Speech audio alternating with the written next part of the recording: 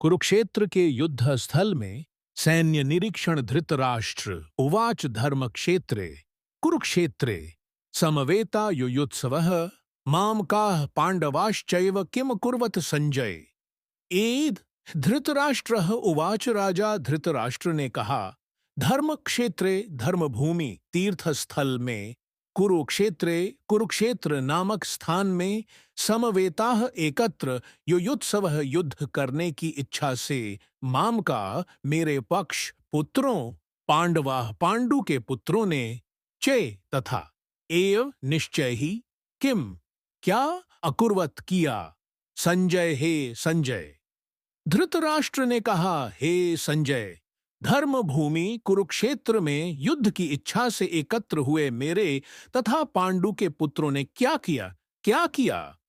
तात्पर्य, भगवद गीता एक बहुपठित आस्तिक विज्ञान है जो गीता महात्म्य में सार रूप में दिया हुआ है। इसमें यह उल्लेख है कि मनुष्य को चाहिए कि वह श्री कृष्ण के भक्त संजय उवाच दृष्ट्वा तु पांडवानिकं व्यूढ़ं दुर्योधनस्तदा आचार्यमुपसंगम्य राजा वचनम ब्रवीत।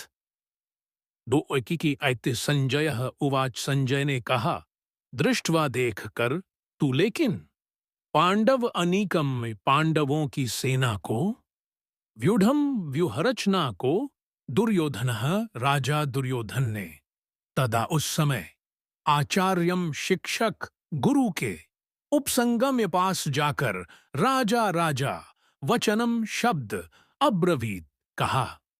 संजय ने कहा, हे राजन, पांडुपुत्रों द्वारा सेना की व्यूहरचना देखकर राजा दुर्योधन अपने गुरु के पास गया और उसने ये शब्द कहे।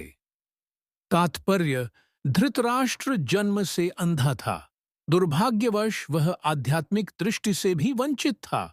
वह यह भी जानता था कि उसी के समान उसके पुत्र भी धर्म के मामले में अंधे हैं और उसे विश्वास था कि वे पांडवों के साथ कभी भी समझौता नहीं कर पाएंगे, क्योंकि पांचों पांडव जन्म से ही पवित्र थे। फिर भी उसे तीर्थस्थान के प्रभाव के विषय में संदेह था। इसीलिए संजय युद्धभूमि की स्थिति के विषय में उसके प्रश्न के मंतव्य को समझ गया। अतः वह निराश राजा को प्रोत्साहित करना चाह रहा था।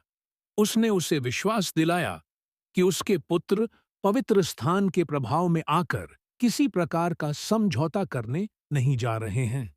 उसने राजा को बताया कि उसका पुत्र दुर्योधन पांडवों की सेना को देखकर तुरंत अपने सेनापति द्रोणाचार्य को वास्तविक स्थिति से अवगत कराने गया।